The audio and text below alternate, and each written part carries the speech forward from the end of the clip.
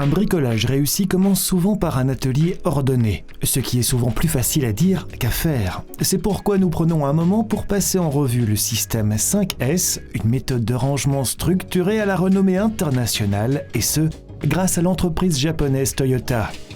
Un système qui se distingue par 5 étapes qui vous permettent de maintenir votre atelier en ordre à tout moment. Et la première des 5 étapes consiste à supprimer. Concrètement, cela signifie que vous retirez de votre lieu de travail tout ce qui s'avère inutile. Une règle facile à appliquer, si vous n'avez pas manipulé quelque chose pendant 1 an au moins, eh bien vous pouvez le jeter. Dans un atelier partagé, il y a aussi souvent des outils délaissés qui traînent et que personne ne manipule. Alors pensez à les étiqueter et conservez-les dans un endroit spécifique pendant une certaine période.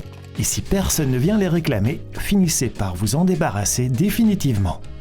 Bien sûr, cela ne signifie pas pour autant que vous deviez jeter ces objets sans réfléchir. Vérifiez d'abord s'ils fonctionnent toujours. Si c'est le cas, pourquoi ne pas les donner à quelqu'un de votre entourage qui en aurait besoin ? Vous pouvez aussi les apporter à un magasin de charité où ils trouveront sans doute une seconde vie. Et si vous vous retrouvez avec un certain nombre d'appareils cassés, tout n'est peut-être pas perdu, contactez le service officiel de la marque. La plupart des marques proposent un service de réparation via leur site web. Cette réparation sera peut-être gratuite si l'appareil est encore sous garantie. Une autre option consiste à l'apporter dans un magasin de réparation. Si toutefois un appareil devait être irréparable et que vous souhaitiez en acheter un nouveau, pensez à rapporter en même temps l'ancien appareil cassé. En effet, les magasins ont une obligation de reprise. Mais il y a aussi beaucoup de points de collecte Récupel où vous pouvez vous rendre. Et ces 2 options vous garantissent un tri correct et favorisent ainsi le recyclage des matières premières qui, surtout par les temps qui courent, s'avèrent indispensables. Et cela ne s'applique pas seulement aux outils de votre atelier. En effet, les taillis électriques ou les tondeuses à gazon peuvent également être recyclés. Alors pensez bien à jeter un coup d'œil sur les outils dans votre abri de jardin, votre garage ou encore vos espaces de rangement.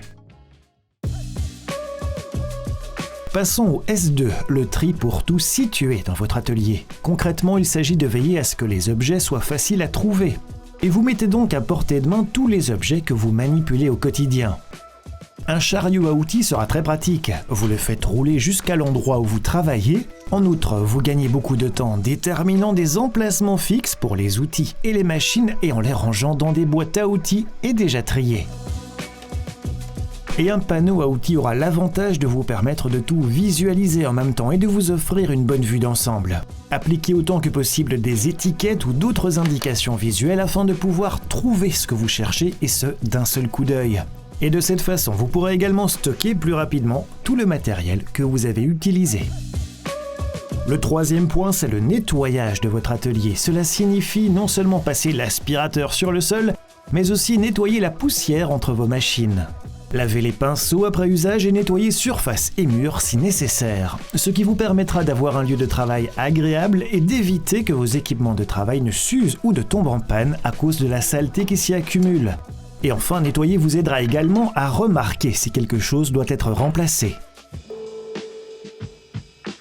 Un 4e point, c'est la standardisation. Se discipliner à appliquer quotidiennement les étapes précédentes.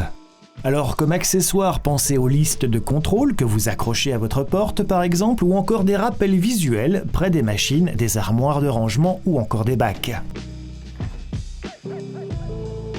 Le 5e point, qui est aussi le dernier point de la méthode S5, est un point qui veille à continuellement appliquer cette méthodologie, car Shitsuke signifie suivre.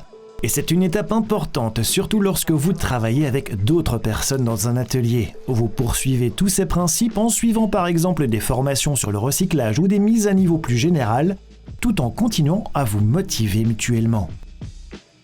Et en appliquant cette méthode des 5S avant, pendant et après le travail, vous instaurez une vue d'ensemble, gagnez du temps et de la tranquillité dans votre atelier, ce qui rendra votre travail d'autant plus agréable.